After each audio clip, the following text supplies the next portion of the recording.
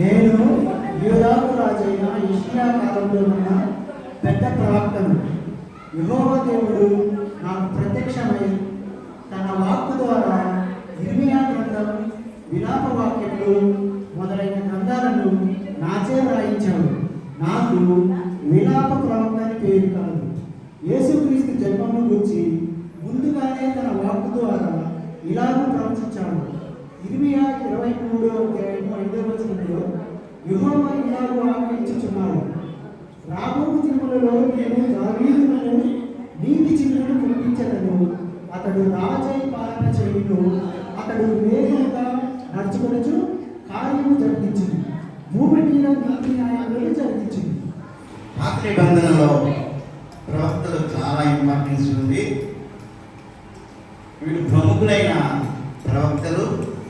అనేక మంది ప్రవక్తలు ఉన్నారు.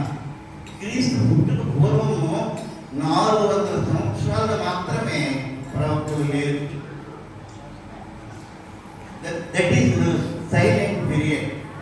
రెండో ప్రవక్తగా జకరియా ప్రవచించబోతున్నారు.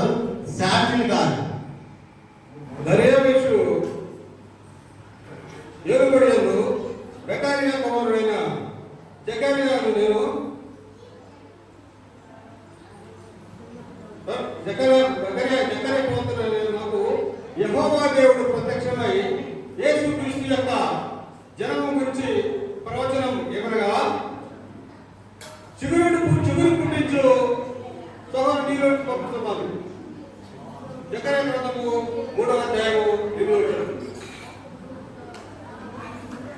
ఇప్పుడు మూడవ ప్రవక్త మోషే ప్రవక్త ఈజ్ వెరీ ఇంపార్టెంట్ ప్రాఫిట్. అసలు ప్రవక్తలన్నింటిలో కూడా గొప్ప ప్రవక్త మోషే ప్రవక్త.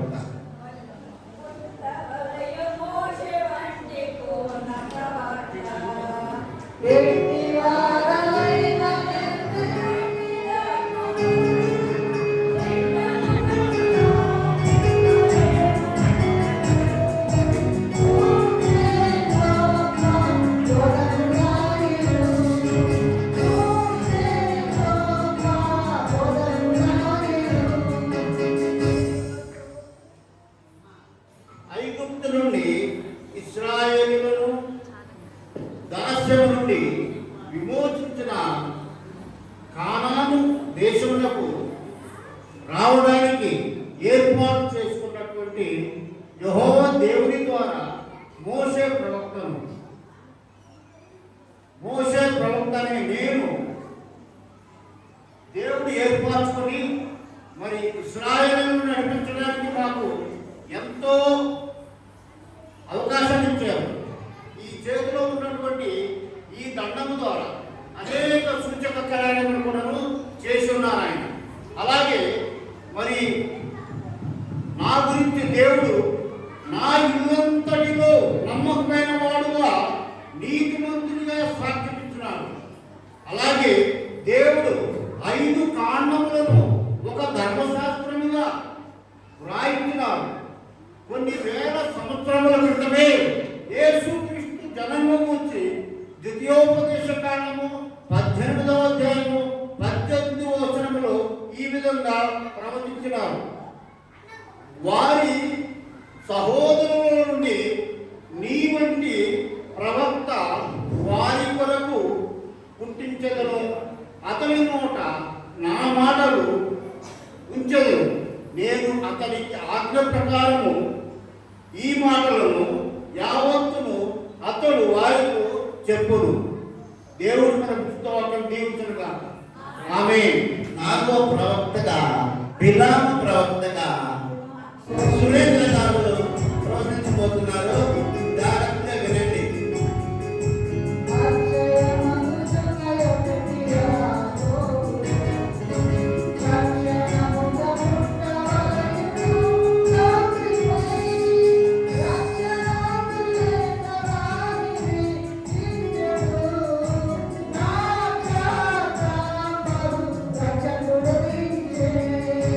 నా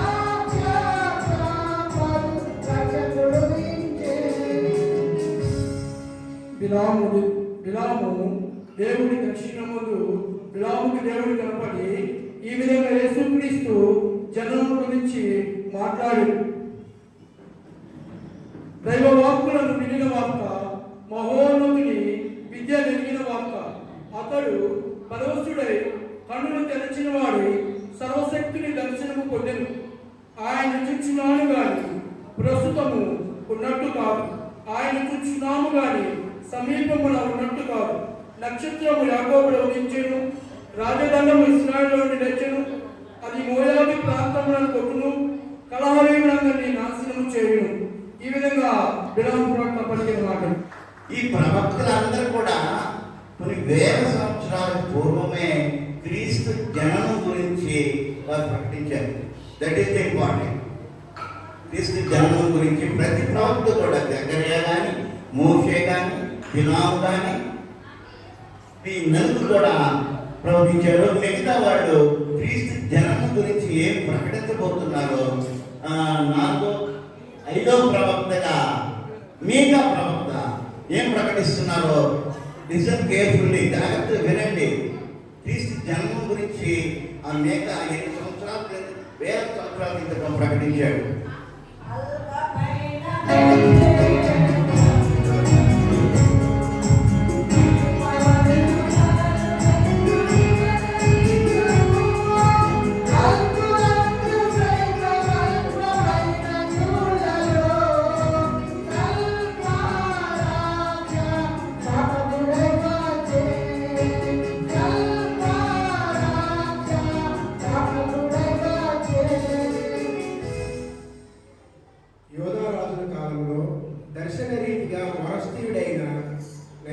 మీకాను నేను చిన్న ప్రవక్తలలో ఒకడిని. యేసుక్రీస్తు జనన సందేశాన్ని నా ద్వారా కూడా కొన్ని వందల సంవత్సరాల పూర్వం ప్రవచింపజేశారు. మీకా గ్రంథం 5వ అధ్యాయం 2వ వచనం ప్రకారం, బెత్లెహేము ఎఫ్రాతా, యోదా వారి కుటుంబంలో నీవు స్వల్ప గ్రామమైనను నా కొరకు ఇశ్రాయేలుని ఏలబోవాడు నీలో నుండి వచ్చును. హల్లెలూయా. నెక్స్ట్ యెషయా ప్రవక్త. యెషయా కూడా ప్రవక్తలో చాలా గ్రేట్ ప్రాఫిట్, చాలా గొప్ప ప్రవక్త.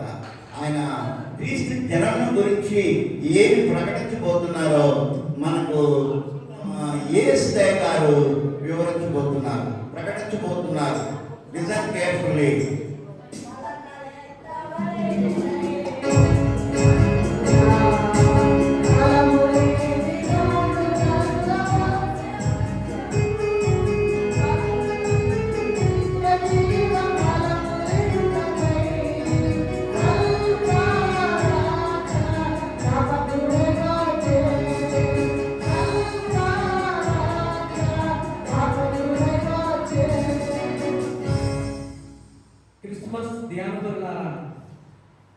దేవనామమున మీకెల్లరికూ శుభములు. యూదా రాజు కాలములో ఆమోజు కుమారుడైన యెషయానైన నేను పెద్ద ప్రవక్తను. నేను మీ యొద్దకు పంపబడిన కార్యము ఏదనగా, నేటి దినాల్లో చాలా మంది క్రీస్తు ప్రభువారి జననము ఒక కథ, ఒక కల్పన అంటూ ఉన్నారు. కానీ ఇది కథ కాదు, కల్పన కాదు. కానీ 704 సంవత్సరాల క్రితం ప్రభు నాకు దర్శన రీతిగాను వాక్యరీతిగాను బయలుపడి ఆయన జననాన్ని, ఆయన నామాన్ని నాకు బయలుపరిచారు. అంత మాత్రమే కాదు, ఆయన మరణ వేదనను కూడా ప్రభువారు నాకు బయలుపరిచారు.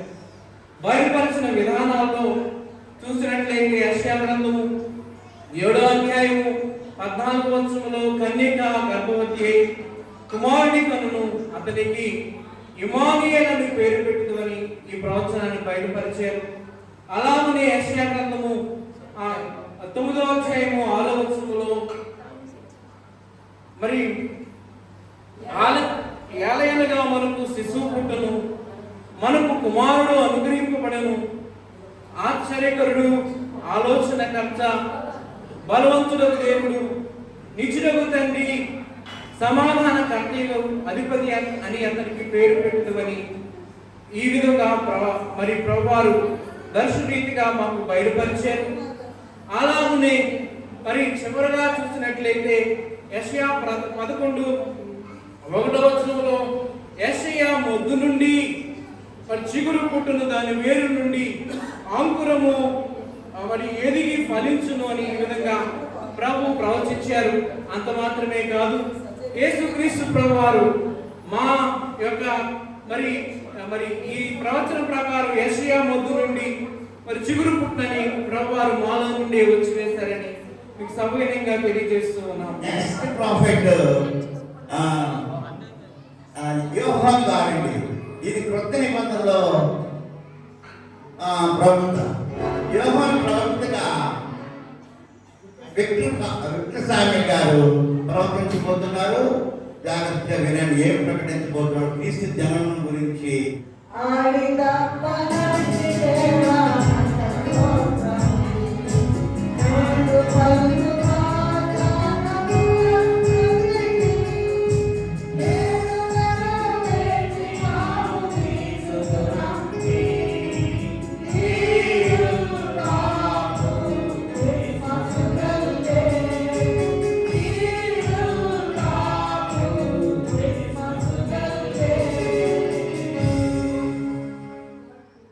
యోహాను ప్రవక్త గారి గురించి మీకు తెలుసుకోవచ్చు. ఫైర్ బ్రాండ్ గా పిలువబడినటువంటి యోహాను గారు ఉన్నట్లుగా పాతల గ్రంథంలో మోషే గారు ఎలా అయితే బోధించారో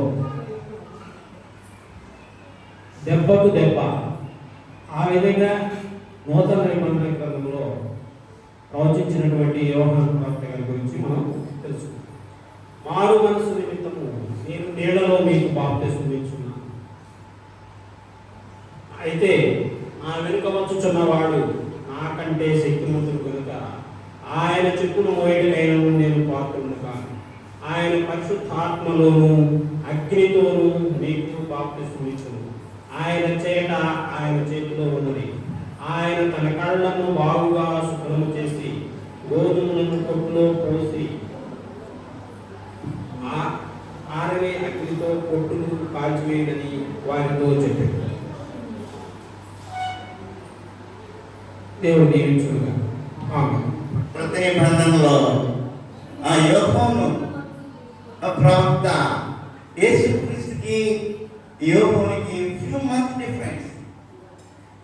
జీసస్ క్రైస్ట్కే బాప్తిస్మం ఇచ్చిన యోహాను ప్రవక్త అన్యాయంగా యంగ్స్టర్, అతని జీవితమే అడవిలో ఒక తోలు వస్త్రాలు ధరించేవాడు, తేనె తిని బ్రతికేవాడు. చాలా హై బ్రాండ్ అయినప్పటికీ అలాంటి సమయంలో ఆయన న్యాయంగా యవనస్తుడే క్రీస్తుతో సమానమైన ఏజ్లోనే అతన్ని ఖండించేశారు, తల తీసేశారు.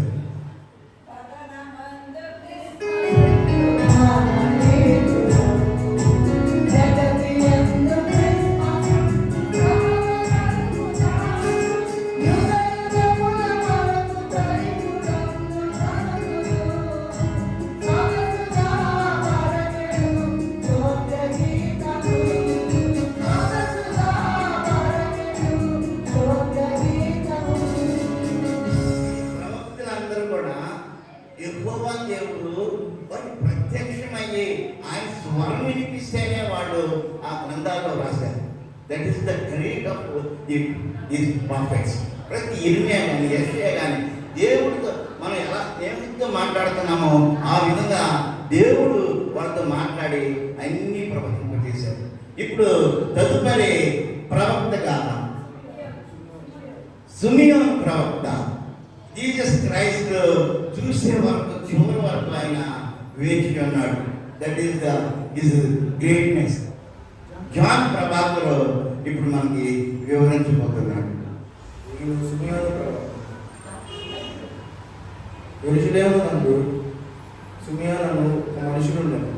అతడు నీతిమంతుడును భక్తిపరుడునై ఉండి ఇశ్రాయేలీయుల యొక్క ఆదరణ కొరకు కనిపెట్టువాడు. పరిశుద్ధాత్మ అతని మీద ఉండెను. అతడు ప్రభు యొక్క క్రీస్తును చూడక మునుపు మరణము మొదలని బయలుపరచబడి ఉన్నది. అతను ఆత్మావసుడై అతడు దేవాలయంలోనికి వచ్చాను. ఈ ప్రవక్తలందరూ కూడా మనము ఒక వచనాన్ని గుర్తు చేసుకున్నాము. లూకాసు వార్త 2వ అధ్యాయం 14వ వచనం. సర్వోన్నతమైన స్థలములలో ఆయన కృష్ణైన మనుషులకు భూమి మీద ఆమేన్. What can relate to stand here as prophets? ఎంత ఆధిక్యత ఇవ్వకపోతే అంత గ్రేట్ ప్రాఫిట్స్ గా వీళ్ళందరూ కూడా ఇక్కడ ప్రవర్తించారు. God's given that talent for them. God bless them. Congratulations all of you. God bless you. Okay, thank you very much.